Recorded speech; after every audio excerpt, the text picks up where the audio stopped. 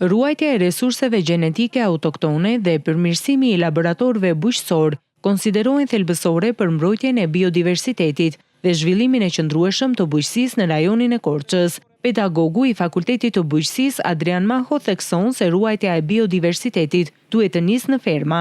Ato resurse cilat janë të rrezikuara për të zhdukur, të realizohet një praktike për ruajtjen e tyre në bankën gjenetike në Tiranë.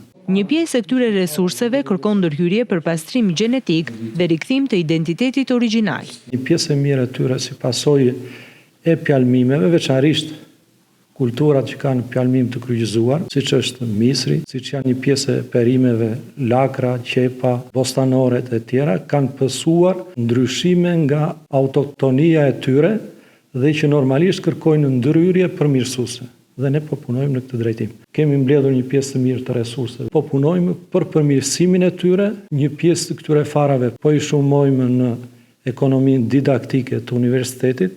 Një rol kyç në këtë proces, thot Maho, luan ngritja dhe përmirësimi i laboratorëve bujqësor. Përmirësimi i laboratorëve do të jetë edhe ajo një ndihmës mjaft e mirë. Kjo do të kontribuojë në ruajtjen dhe përmirësimin e resurseve gjenetike autoktone, por dhe në punën seleksionuese për të prodhuar fara elite apo hibride për të mbështetur zhvillimin e bujqësisë të rajonit të Korçës.